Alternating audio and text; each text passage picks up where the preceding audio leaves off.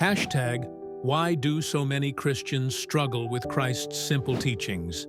It is striking and troubling that people can spend decades faithfully attending church, serving in ministries, or performing religious duties, yet still miss the essence of Christ's message. The core of Christ's teaching is not complicated. It can be summed up in two commands. 1. Love the Lord your God with all your heart, soul, and mind. 2. Love your neighbor as yourself. Everything else flows from these two principles. The nature of true love. In John 3:16, Christ defines love as self-giving. For God so loved the world that he gave his only begotten Son. Love, in its truest sense, is the unconditional giving of oneself for the good of another.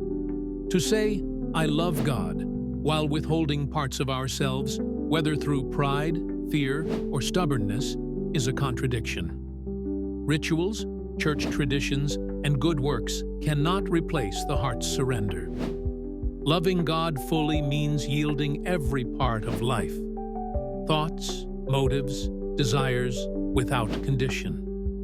Loving others means treating them with the same dignity, patience, and compassion we desire for ourselves. Anything less is empty religion. Why the disconnect? So why do many Christians miss this? Several reasons appear throughout history and human behavior. 1. Tradition over truth. Many prioritize church culture, denominational rules, or ritual observance over the simplicity of Christ's words. 2. Intellectual faith.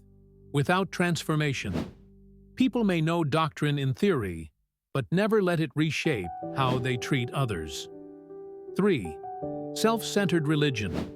Some seek God for blessings, security, or social belonging rather than for genuine relationship and surrender. 4. The hardness of the human heart. True love demands humility and sacrifice, things human pride resists. What would change if Christians lived this out? If even a fraction of those who call themselves Christians truly embodied love your neighbor and do unto others, society would look drastically different. Based on historical and sociological insight, the ripple effects would be immense. 1. Personal and social life, peace in relationships. Violence, abuse, racism, and hatred would diminish. Trust and cooperation. Communities would flourish in honesty and mutual care. Equal dignity. No group would be despised or marginalized. 2. Economic systems. Fairness in work. Just wages, safe conditions, and ethical business would replace exploitation. Generosity.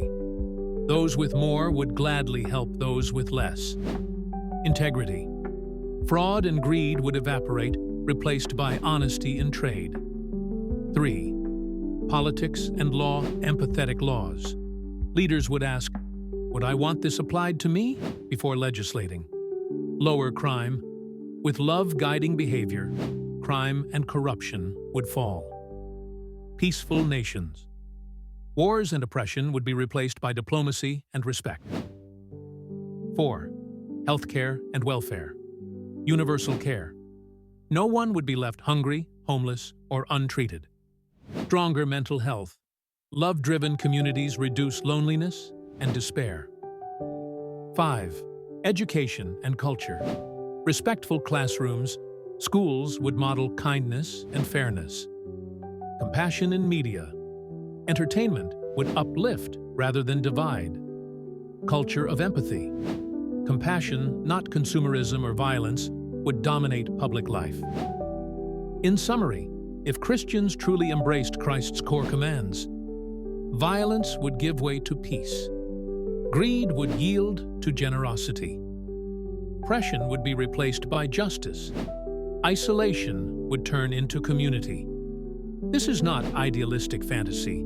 It is the kingdom ethic Christ described. A world where love, not self-interest, rules. The tragedy is that many who bear his name settle for religion without transformation. The call remains urgent. to love God fully and to love others as ourselves. Everything else is secondary.